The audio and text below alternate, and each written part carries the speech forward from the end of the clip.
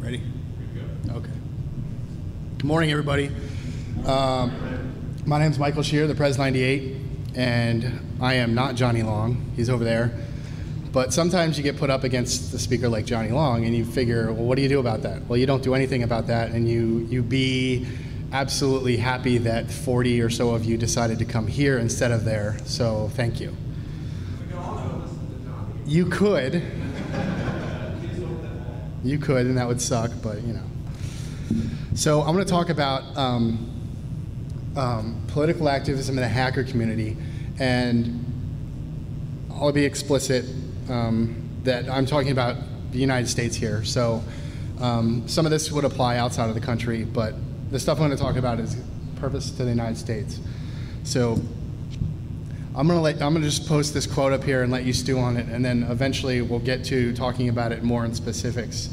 But this is a quote that I heard recently, and we will get to that.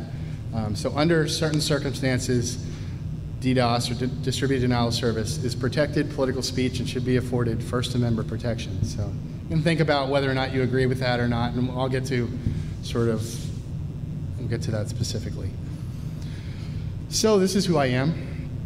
Lead Associate, Senior Penetration Tester at Booz Allen. Some of you know that I worked at Booz Allen previously, and I left to go out on my own. I decided to go back to school, so I'm a law student now at the University of the District of Columbia. And I didn't want to worry about running my own business and going to school at the same time, so I went back to Booz Allen. So I was also a Navy veteran and did a whole bunch of stuff in Iraq. So this is a slide that I always include, a title slide that I always include in my talks. And so speakers will often tell you why you should listen to them, because they're an expert, because, you know, whatever. I always like to say why you should be skeptical of the things I say, right? So first of all, I'm not a lawyer, but yet. So that's like the new thing now. You all see A-I-A-N-A-L all the time. Like, I'm not a lawyer, but now with the Y, that's my thing. I made that. So this presentation is both unintentionally and intentionally, you know, sort of biased by my own beliefs. So some stuff I intentionally put in here to be provocative or whatever, and some of it is just the way I am, and I may not even realize that I did it, so realize that. This is also by far the most political presentation I've given in all of my talks, and I'm very closer? Sure. So I'm very, you know, careful about talking about politics because, you know, as we'll get to, this community is not always very political, and it's, you know, it's very easy to like turn half the people off because what you say you don't necessarily agree with. So it's a political presentation, but it's not about politics itself. So I don't care, you're Republican, Democrat, Green Party, whatever, it doesn't matter. And where you stand on the issues really doesn't matter for the sake of this presentation. So this presentation is more about process than results. So we'll talk about the process, and you may get to a different result than I do, and that's fine. So I say, just don't take my word for it. Figure it out on your own. This is just kind of throwing my stuff out there. So let's try to define a few things before we move on. Politics, well, what is it? So I don't know. There's public policy issues, who knows? Let me tell you, like, sort of my default position. So I will refer to some political issues in this presentation, and I refer to them not to, you know, so later on I'm going to talk like for about 30 seconds about Obamacare. And it's not going to be because I'm for or against it, but I want to use it as an example to show what I'm talking about. So most of you will know that I'm pretty conservative. I've been a Republican my entire life. In the past 5 years, I've become considerably more libertarian, and I would register as a libertarian in Maryland, but they don't let you register as a libertarian in Maryland, so I can't. So let me frame it in this way. Regardless of the outcome of the issue, the way I'm going to look at an issue for this presentation is more freedom is almost always better to less freedom. Okay, so that's where we're going to start from. Activism, hacktivism. So for the purposes of this presentation only, Just so we're clear. When I say activism, I'm referring to acts that would otherwise be considered legal acts. So more or less working within the system. And when I say hacktivism, I want to define that very narrowly to be illegal hacktivism, right? So acts that you could get arrested for. Like, for example, DDoS. You could get arrested for DDoS. Whether or not you think it's free speech or not, you could get arrested for it. So for the purposes of this presentation, hacktivism, we're define it very narrowly to be an illegal act. So here's some other issues just to stew over for the purposes of this. You know, where's the line between legal and illegal? And this is where we get into some of these issues. Should it move, or does it really matter? Who knows? Do the ends justify the means? So if we want to get from A to B, does it matter how we get there, right? Or does it not matter? Does the process by which we get from A to B matter? So every decision has costs and benefits, and we need to weigh them. If the costs outweigh the benefits, then maybe that's not the way to do it. Okay. So this is how I see sort of the status quo of the hacker community. You can feel free to disagree. I think the hacker community, in large part, is sort of apolitical. We don't talk about politics a lot. There's some exceptions. How many being Hope? I mean, it's pretty political, right? There might be other places. And the only time that we really seem to get fired up is, sort of the SOPA-PIPA debate of last year, where like the whole community sort of rose up, and Google and Wikipedia and everyone else sort of said no, So that was, we coalesce around those issues, maybe some a little bit less for like net neutrality. But other than those sort of technical issues, we just sort of say it's there. We don't really want to get into politics because we don't want to be divisive, that sort of thing. Although I think things are starting to change a little bit.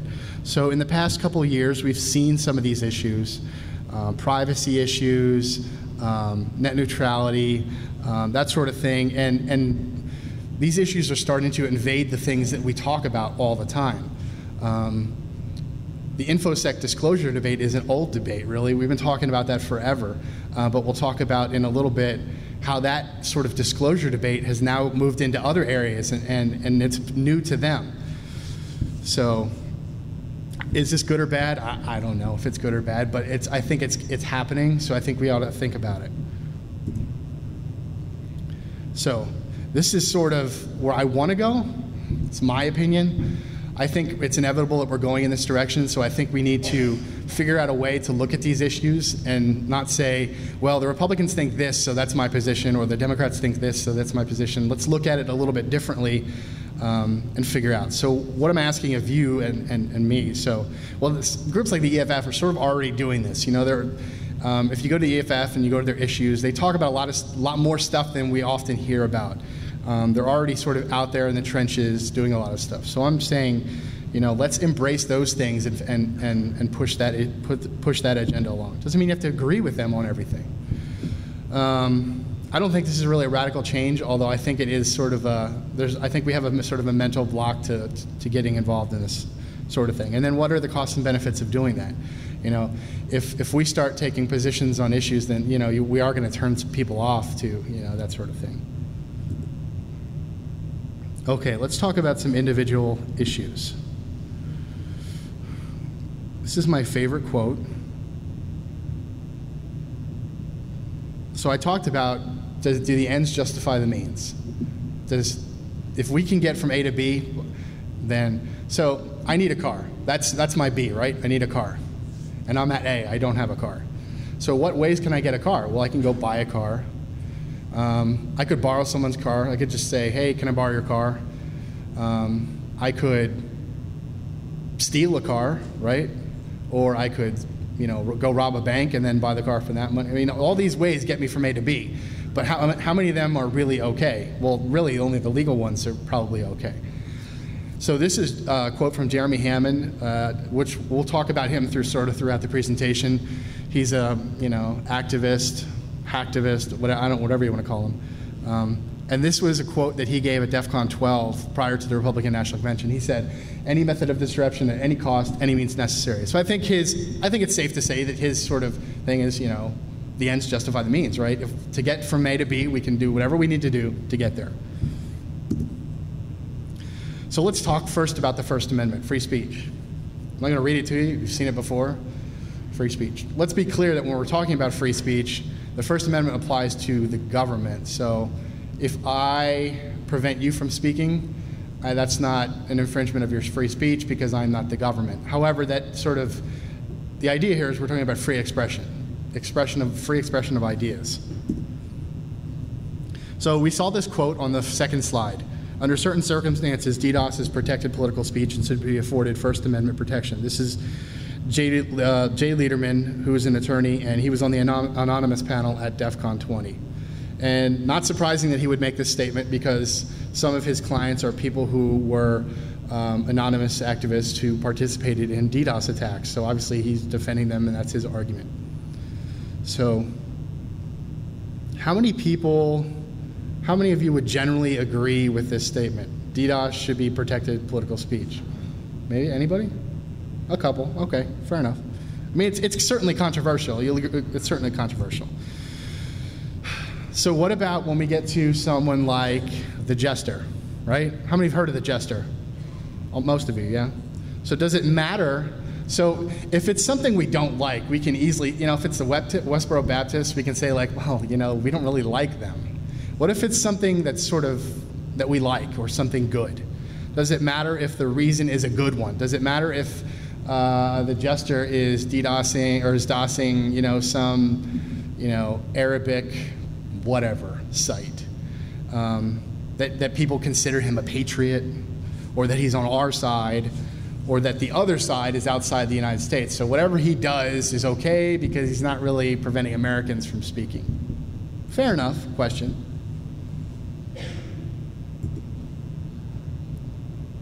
Let me tell you what I think. You can decide to agree or disagree. Personally, I think that muzzling speech of others is never an acceptable use of the First Amendment, never. So, and I think that participating in distributed denial of service or denial of service is basically admitting that you fail in, the marketplace of ideas, So this comes down to, like I said, I think more freedom is almost always preferable to less freedom. So I think more speech is better than less speech. I think DDoS, so what is DDoS? I mean, how does that come to speech? I think this is like going to a protest, right? And you sort of do the whole Agent Smith thing on Neo. Remember at the interrogation where he closes his mouth and he can't talk? And he's like, I think that's basically what you're doing when you DDoS somebody. Personally, I think it's essentially censorship. So that means we can't say, well, this guy's doing it for a good reason, so it's okay. I think it's always a bad reason, personally. Okay, so we talked about the InfoSec disclosure debate, and we've been talking about that for a decade, longer, more than that, 20 years. Well, how about this one? There were 2 papers written on the H5N1 flu, and the National Science Advisory Board said, we don't really want to publish these papers because somebody might figure out the bad stuff you're talking about and do it on their own. Does this sound familiar? The board said this is an unprecedented recommendation, but we want to censor you. So think about this. This is an issue that, now this is sort of the backwards of what we're talking about here. This is an issue that we've dealt with many times. Now it's pushing out into public policy issues. A government advisory body basically said, we want to censor what you're going to publish. One of the studies eventually published later, they made some revisions to it, but think about that. So we talked about an analysis to the InfoSec disclosure debate. How about this? In February 2008, PayPal went to one of its people that use its services called Smash. Anybody hear of Smashwords before? Smashwords is like a way that you can publish your own books. There's many of these places out there, but you basically can publish your own stuff, really cheaply. And ebooks, by the way. And PayPal was the way that people used Smashwords. And PayPal said, well, if we don't really like the content of what's in these books, we're not gonna let you use PayPal. So PayPal was effectively censoring people's content. So it wasn't government censorship, but it is sort of legal censorship, right? We have to think about how does that promote self-censorship? If say I write on a provocative topic, and I know that PayPal is going to say no to my book. First of all, they have nothing to do with the book itself.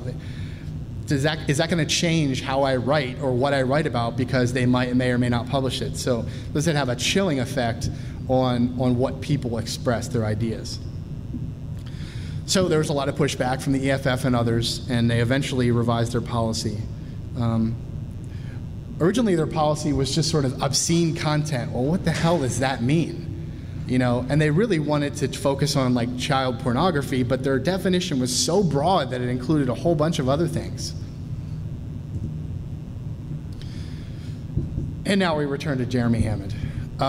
So if you want to see this speech in its entirety, it's pretty interesting.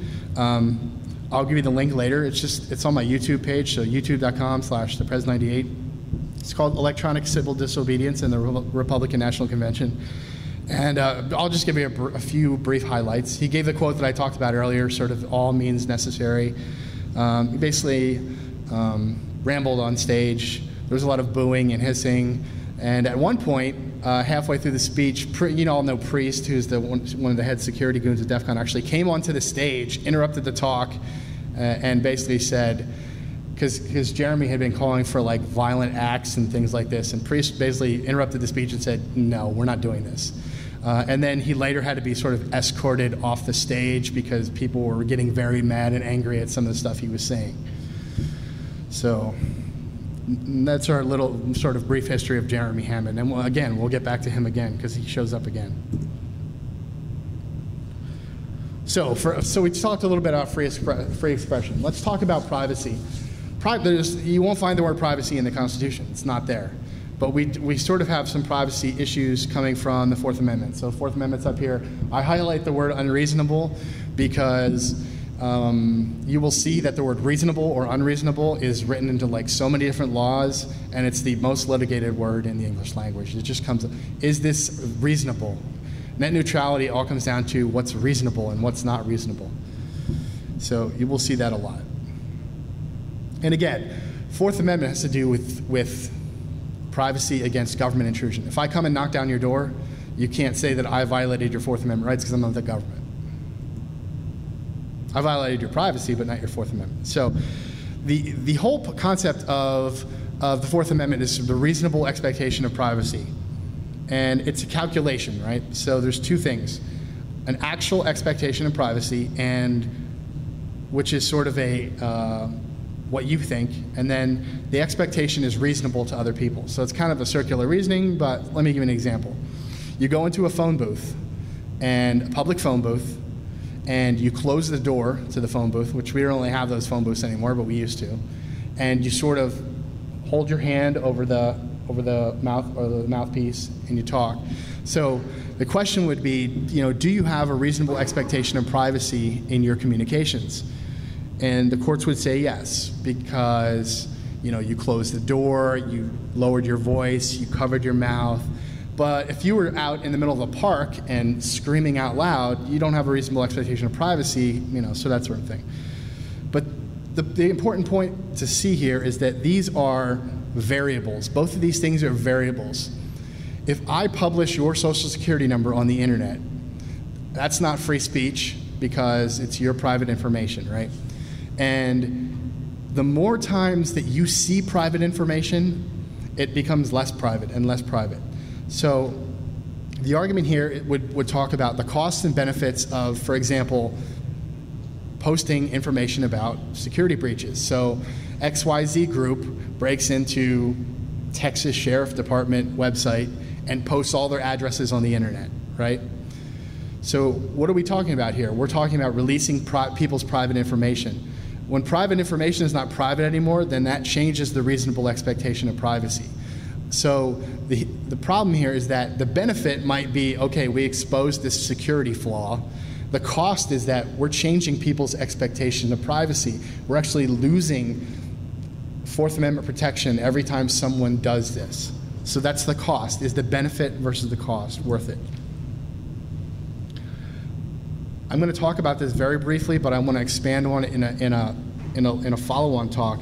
But I want to talk a little bit about civil forfeiture and why this is really something that is beginning to intrude on our community. So the concept of civil forfeiture is, this really exploded in the 1980s in the drug wars, and this is basically seizing sort of the assets of people that are being used for drugs. So people's car, the boat, all this stuff, and then the government would just either use it or sell it. So the problem here is that the person who owns the thing, so you own a boat, right? And I'm the government, and I suspect that you're using the boat to traffic in drugs. So civil forfeiture, I actually sue the boat, not you. So this is sort of weird, right? So I sue the boat, and you're a third party. So you have sort of an interest in it, but you have to, now I can seize it with a court order, but then you have to prove that that boat was not being used in drugs. So you see what's wrong here? The presumption of innocence has completely flopped, and now you are required to prove something to get it back. So that's a little bit weird for our system of law, right? We expect a presumption of innocence. Well, this is sort of flipping it on its back. And so this is sort of how the government is doing domain takedowns. So the domain is property, right? It's not the same as a boat, but it's property. So the government can just go to the court and say, well, this domain's being used in, whatever, and they seize it, right? They're not really seizing the content; they're seizing the domain name. And you might be wondering to ask, well, what happens if this is some sports site in Spain that shows the Super Bowl, right? Well, the problem is if it's a .com or a .net or a .org, all those registrars are located in the United States. So the property is in the United States. And then the last thing I want to talk about is, this is sort of what I want to talk about in one of my next talks, is about sort of Microsoft's botnet takedowns, where you run a small-ass ISP, right? And you get a knock on the door, and it's not the U.S. government, but it's Microsoft. And there might be a U.S. Marshal with them, but it's Microsoft. The U.S. Marshal is just there to help enforce a private civil action, and they're going to come into your ISP and take your servers, and what the hell is that all about, A procedure which even Microsoft says is constitutionally suspect. So, copyrights and patents. I'm not going to talk about DMCA. You all know that.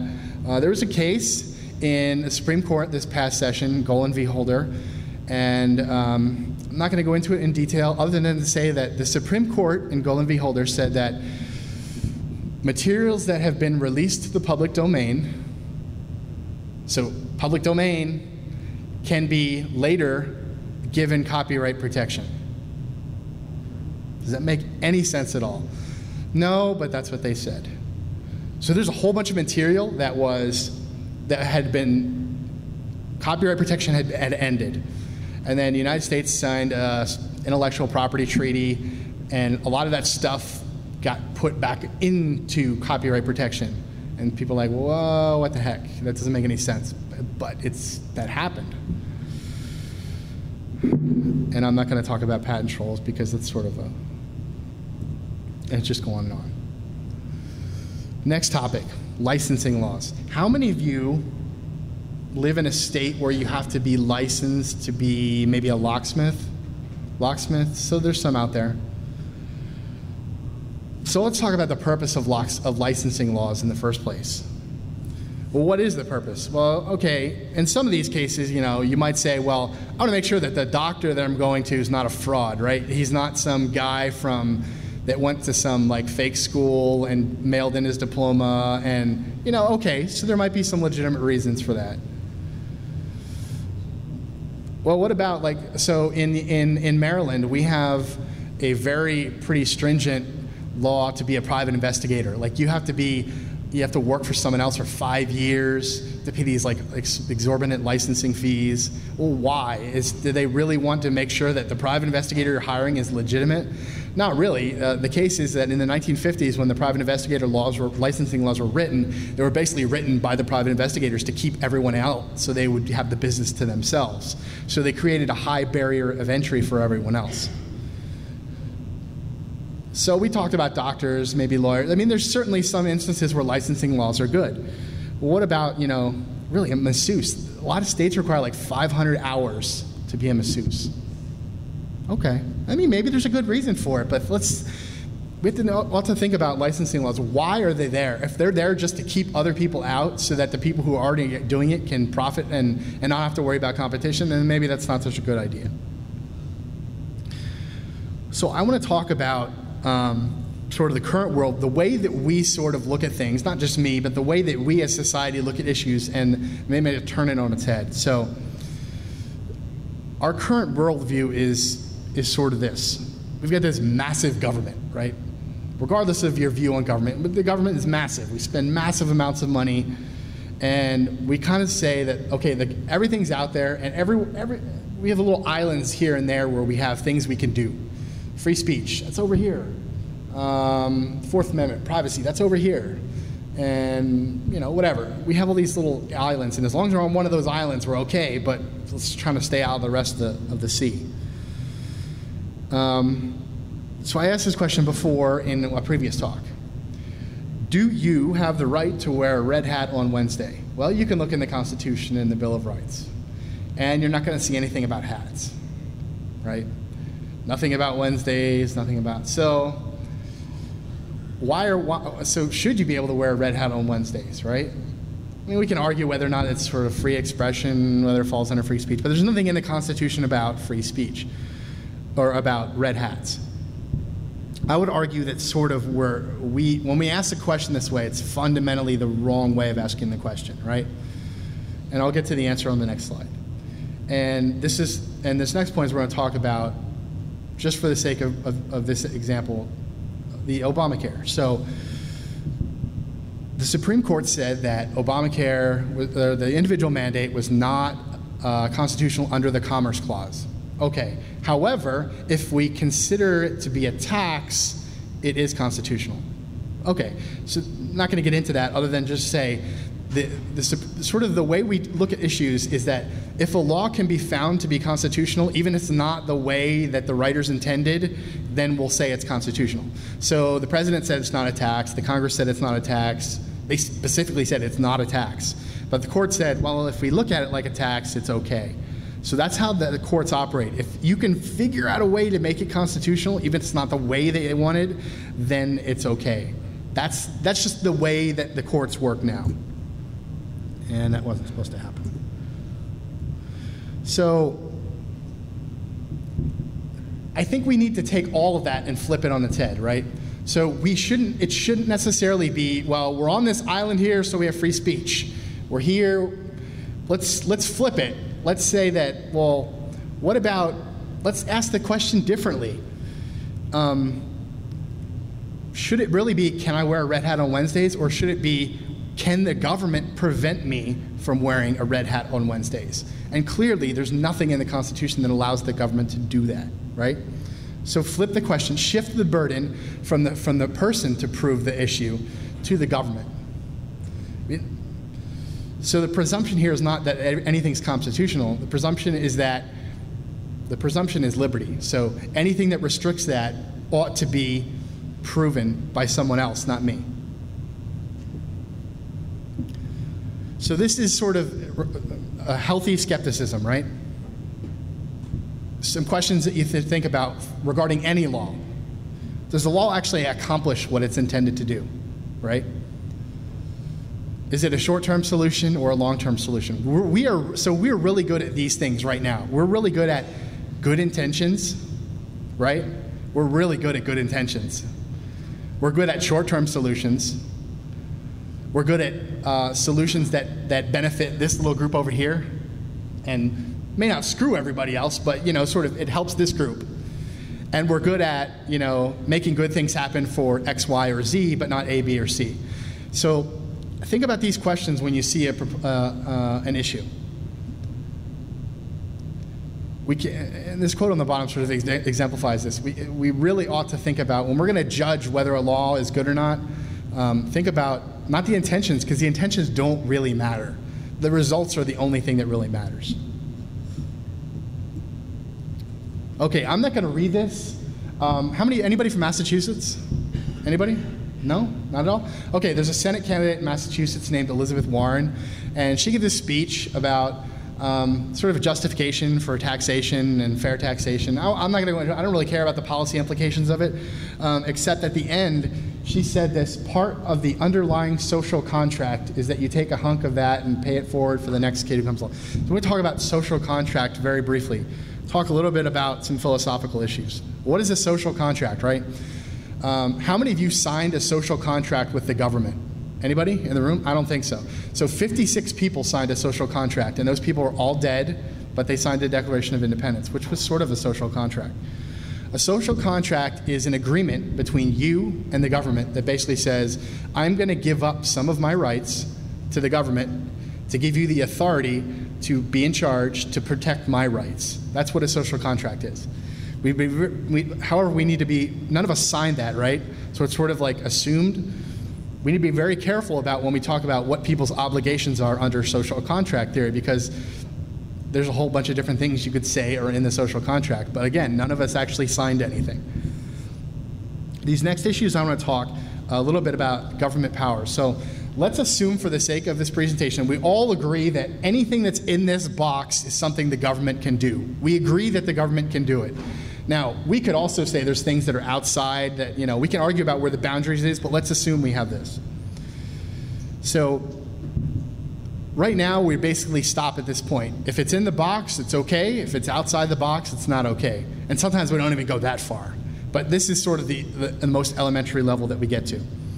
However, we need to be better than that, right? So we know that the Constitution, the way that the Constitution is set up, we have 3 levels of government: federal, state, local. We need to be careful about what happens if the federal government does something that the states are supposed to do, or what happens if the states do something that the federal government is supposed to do. We can have the greatest law, but if it violates one of these federalism issues, then we need to be willing to say no. But we need to go even one step further. We know that the Constitution prescribes the separation of powers: legislative, executive, judicial branch. If the legislature tries to do something that the executive branch is supposed to do, even if it's a good idea, we ought to say no. If the executive branch, and here's a great example, the FCC, which is an executive agency, rolled out net neutrality rules, which it did not have authority to do from Congress. They were acting outside of their box of power. So we ought to, even if we think net neutrality is a good idea, we ought to say, you got to do it the right way.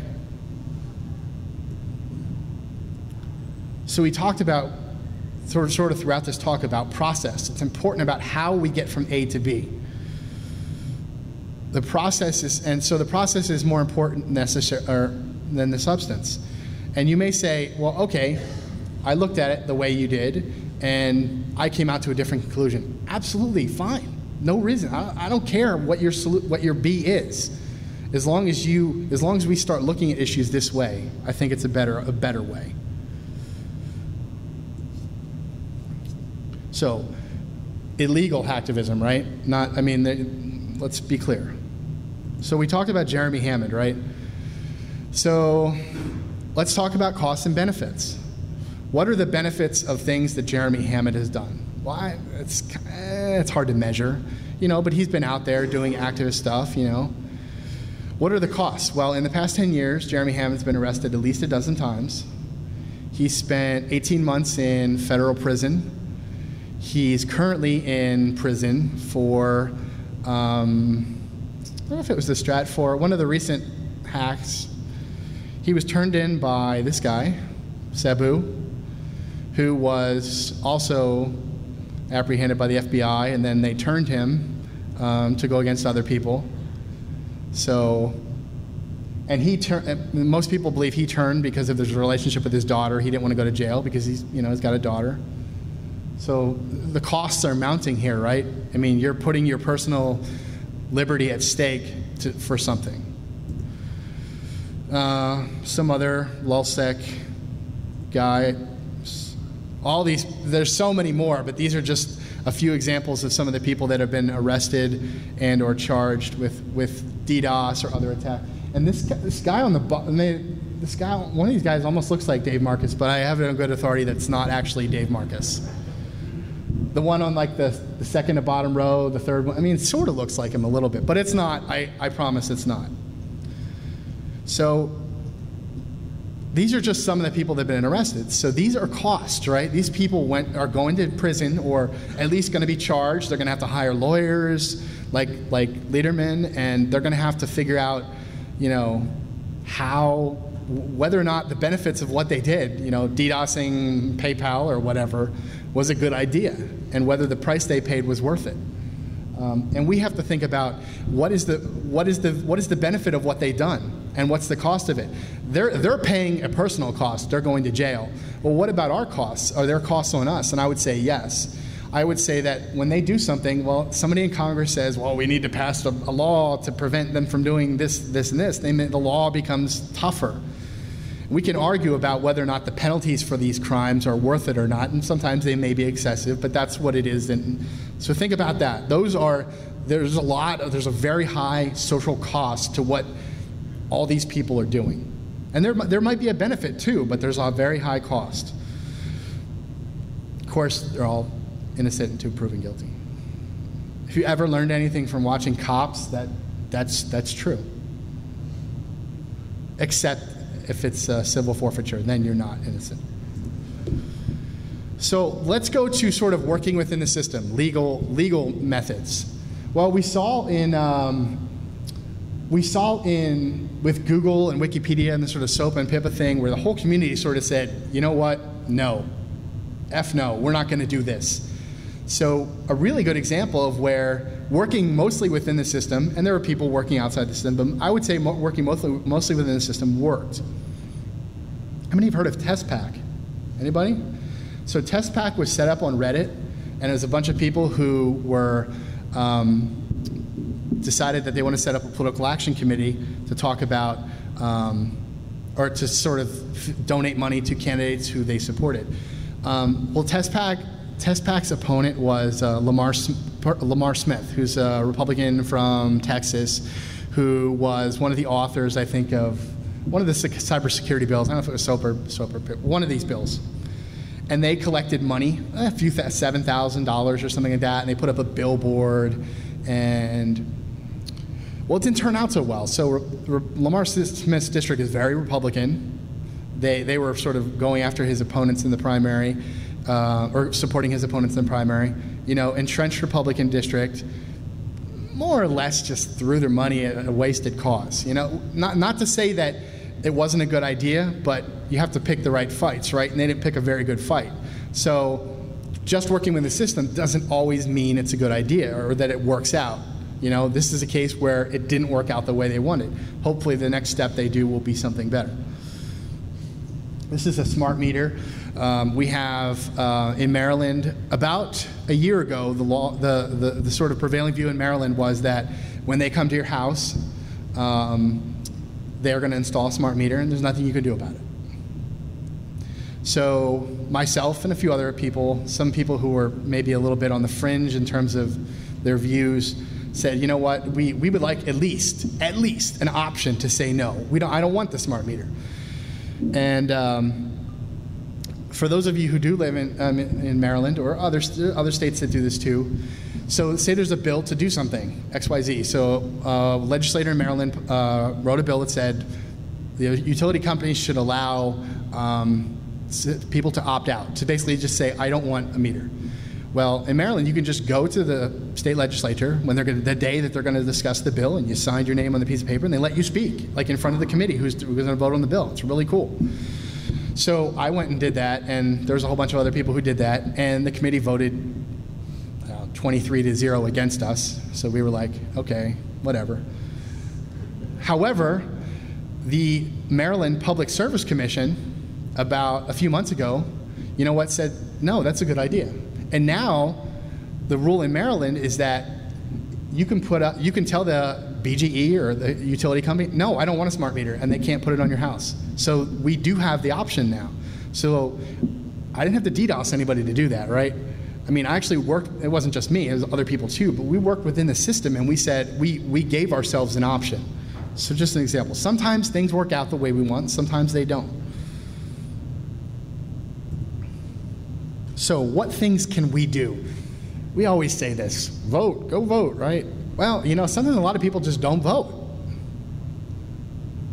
There are cases, especially in local elections, where issues come down to, you know, a handful of votes. And honestly, whether Romney or Obama wins is probably less relevant to your everyday life than who your city councilman is, or who your town, you know, councilor is, or those really local elections, because those are the people who are going to mess with your everyday life. Whether we have Romney or Obama, we can argue about that, but I think the local elections are really important to you. And then you say, oh, I don't really like the choices, right? I don't want to vote for Romney or Obama. Well, it's a little late to run for president, but maybe for some of these local elections, maybe it ought to be you. Why not? Why can't you be the candidate? There's a lot of things you can do. Participate online, write letters, testify like I did, speak out. You can even occupy if you want. I don't care. As long as you're doing it legally, go for it. You know? I didn't talk about Occupy really at all in this presentation, but to the extent that they're operating within the law, hey, go for it. Putting up tents, maybe, you know, crossing the line, but, you know. So educate yourself. There's a lot of bad news out there, right?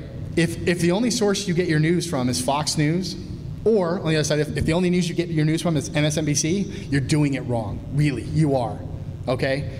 That's not to say that Fox News doesn't do some good journalism, or that MSNBC doesn't do some good journalism, but really, broaden the scope of what you're looking at, right? I like to read articles from 3 or 4 different sources that are on the same issue and look at how they work. Identify good sources and bad sources. Any of you are familiar with RT, like RT.com, used to be Russia Today? This is the only sort of source that I'll talk about. They're terrible. Their headlines are sort of link bait, and they don't actually talk about those things in the articles, and their analysis of stuff is really bad. So don't rely on other people to tell you what's in the bill or what's in the law. Go read it for yourself, right? So there's this site called Open Congress. There's a whole bunch of sites that have legislation out there, right? But Open Congress allows you to go, like, mouse over an individual section of the law, and you can comment on it and see what other people are saying about it. So this is a section of the National Defense Authorization Act that talked about indefinite detention. This was really controversial when it passed. And I went to this Open Congress site, and I was the only person who made a comment on it.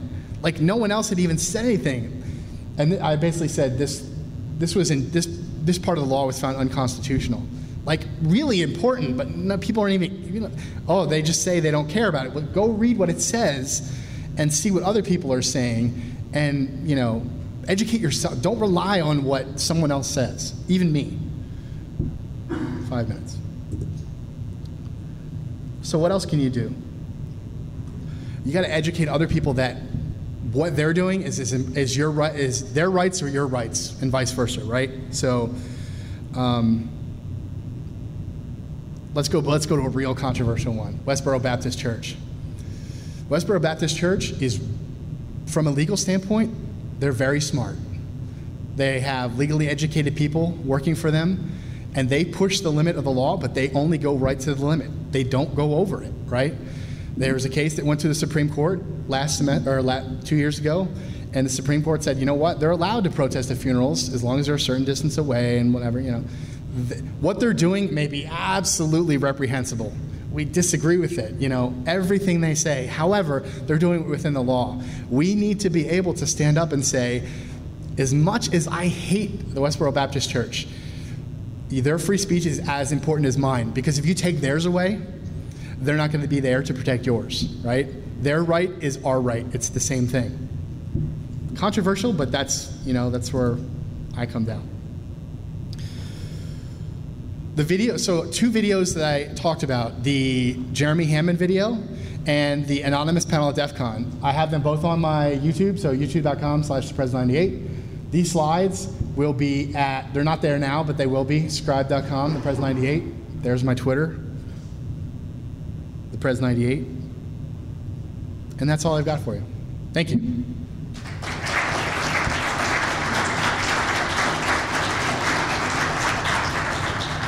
Got about 3 minutes for questions, if anybody has any questions.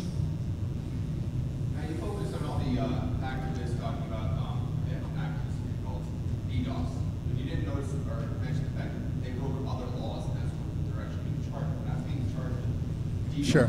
Well, I mean, other laws and released information. Sure, but it depends on the case. So there are certain circumstances where DDoS can be charged under a Computer Fraud and Abuse Act, which is damaging computers. So just the act of DDoS, I mean, there's no DDoS law, but that's what you're right. They're being charged under Computer Fraud and Abuse Act of 1986. You know, in 1986, we didn't really know what a DDoS was, so we couldn't write it into the law. So therein lies one of the issues. These laws need to be updated. And some 70-year-old judge, what does he really know about DDoS? He might not know. So he's really relying on what the government says. The government says they damaged a computer, and maybe they did damage a computer. But you know, I'm not saying that all these issues are black and white, because they are certainly not. However, you know, as the law is currently written and as it's interpreted, if you do that, you're going to get arrested. You potentially get arrested. Michael, you did a great job, but I think that you're missing the point, like gender supporters versus anonymous supporters. It's the Robin Hood factor. Most of those people know what they're doing is bad. Like, sure. Like you talk to gender people, they're like, yeah, I know what he's doing is bad, but I'm going to support him anyway. And it's kind of up to them to make sure that, you know, that the sheriff of Nottingham Forest doesn't catch them. Sure. So, I mean, I think that everybody knows, I think there are very few people who, except for like the really stupid ones that you showed on the anonymous slide at the bottom section, that don't know that what they're doing sure. is legal. They're just trying to yeah. Well, and I think I would agree with that, and I would think even many of those people know it. I mean, Jeremy Hammond certainly knows what he's doing is illegal, right? He's been arrested enough times to figure that out. I hope. You know, so it's just a matter of, you know. But yeah, it's a good point.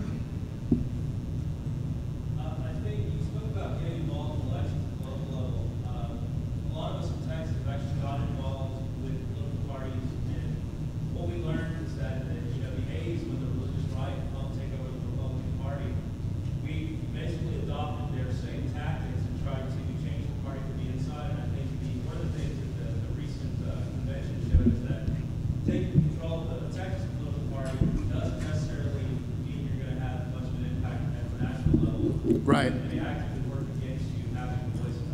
Oh yeah, I mean it's certainly not easy to do.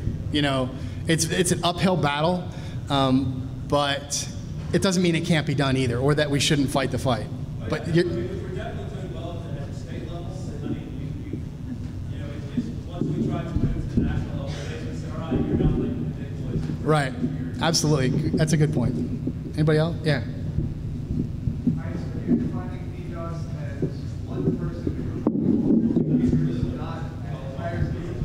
Or it could be that too. It could be like So you have a group of 1,000 people all objecting to a particular company, so they send an email.